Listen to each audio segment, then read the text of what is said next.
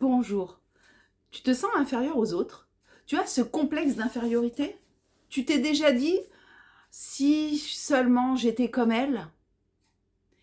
Si oui, ma vidéo est faite pour toi. Dans cette vidéo, je vais te donner 3 clés pour ne plus te sentir inférieur aux autres.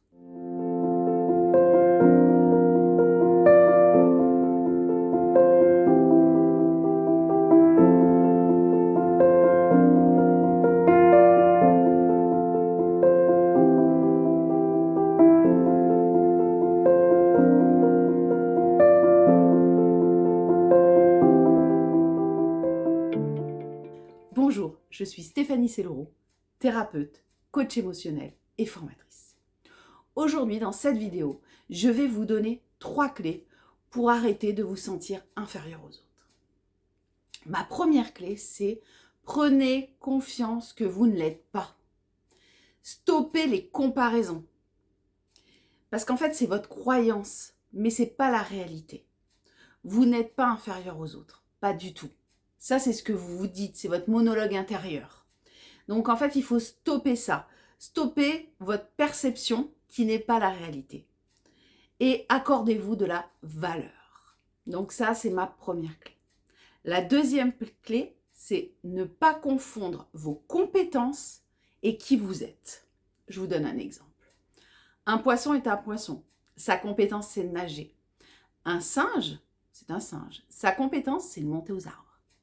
Si on demande à un poisson de monter un arbre, ça va être compliqué. Idem, si on demande au singe de nager, ça va être compliqué. Donc en fait, vous, c'est pareil.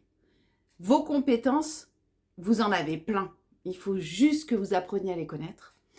Mais vos compétences ne font pas qui vous êtes. Et ça, c'est important que vous fassiez la différence entre qui vous êtes et vos compétences. Donc ça, c'est la deuxième clé.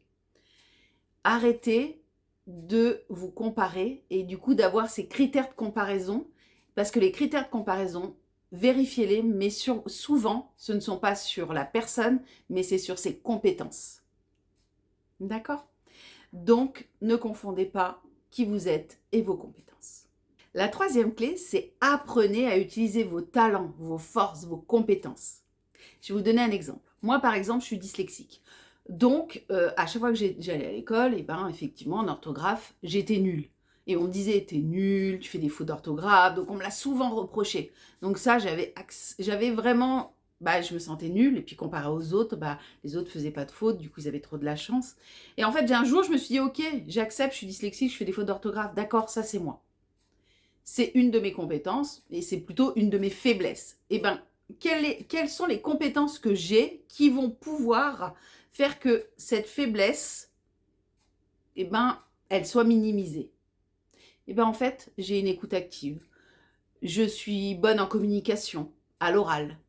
Et ben en fait, j'ai mis mon accent sur mes compétences, sur l'oral, sur mon écoute active.